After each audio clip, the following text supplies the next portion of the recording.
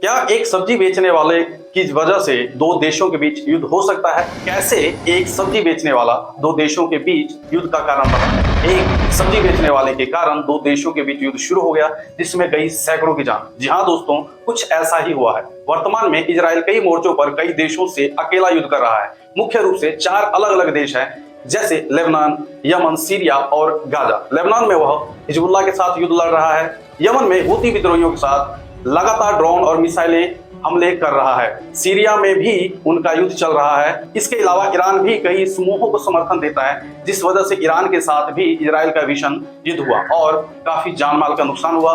दोनों देशों को झेलना पड़ा। कोई भी देश पीछे हटने को तैयार नहीं, और यही कारण है अभी तक युद्ध को रोका नहीं जा सका। आखिरकार इजराइल इन सभी देशों से युद्ध लड़ क्यों रहा है? क्या कारण है? नमस्कार दोस्तों, मैं सुनील कुमार और आप देख रहे हैं पब्लिक समाधान। चलिए जानते हैं आखिर एक सब्जी वाले की वजह से दो देशों के बीच युद्ध कैसे शुरू हुआ। इजराइल के इन संघर्षों के पीछे कई जटिल और ऐतिहासिक कारण। इजराइल मिडिल ईस्ट में स्थित है और चारों तरफ मुस्लिम देश हैं। इजराइल चाहता है कि अपनी सीमाओं और नागरिकों की सुरक्षा हो सके, और वह इन देशों में मौजूद उन समूहों को भी अपनी सुरक्षा के लिए खतरा मानता है। वे समूह जो उनके देश पर अपराध, आतंकवाद और अस्थिरता का कारण बनते हैं। ईरान इन क्षेत्रों में एक्सिस ऑफ रेजिस्टेंस नामक एक प्रॉक्सी नेटवर्क चलाता है, जिसमें वह हमास, हिजबुल्लाह और हूती जैसे आतंकवादी संगठनों में शामिल है, और वह सारे समूह ईरान के इशारे पर काम करते हैं। और यही कारण है कि इजराइल इन सभी देशों के साथ इनके आतंकवादी ठिकानों पर एक साथ युद्ध लड़ रहा है। इसके अलावा इजराइल और इन बाकी देशों के बीच राजनीतिक, धार्मिक और ऐतिहासिक मतभेद भी रहे हैं, जिस वजह से यह संघर्ष इस पूरे क्षेत्र की अस्थिरता का हिस्सा बना रहा है।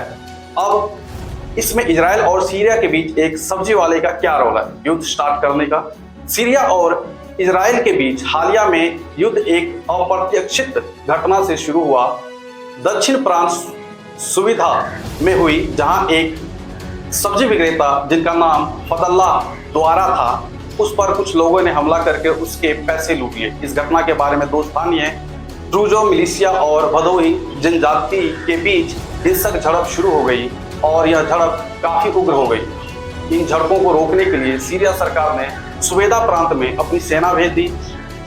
बस यहीं से शुरुआत हुई युद्ध की, और इजराइल ने आरोप लगाया कि सीरिया की सेना द्रुज लोगों को निशाना बना रही है और चुन चुन कर उनकी हत्याएं कर रही है, क्योंकि इजराइल इस क्षेत्र में रहने वाले द्रुज समुदायों को अपना सहयोगी मानता है, और इजराइल में भी बड़ी संख्या में द्रुज लोग सेवा दे रहे हैं। द्रुज समुदाय की सुरक्षा हेतु इजराइल ने सीरियाई सेना पर हमले शुरू कर दिए, और जिसके बाद दोनों देशों के बीच काफी तनाव बढ़ गया, और यह हमले दोनों देशों के बीच काफी विनाशकारी होते जा रही है, जिसमें सीरिया के 300 से अधिक लोग मारे गए हैं, जिसमें महिलाएं और बच्चे भी शामिल हैं। इसके अलावा 300 से अधिक लोग घायल हुए हैं, और इजराइल ने सीरिया की राजधानी दमिश्क में 160 से अधिक हवाई हमले किए हैं।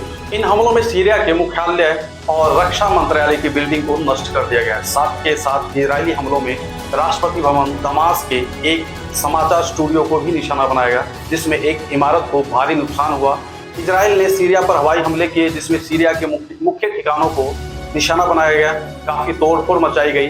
जवाब में सीरिया ने भी इजराइल पर कई हवाई हमले किए, जिसमें अभी तक इजराइल को कोई नुकसान नहीं पहुंचा है, वह सामने नहीं आया है। दोस्तों, अगर आप चाहते हैं हम आप तक इसी तरह की न्यूज लाते रहें, तो प्लीज पब्लिक समाधान चैनल को सब्सक्राइब करें, लाइक करें। अगर अच्छी लगी हो तो कमेंट भी करें। धन्यवाद।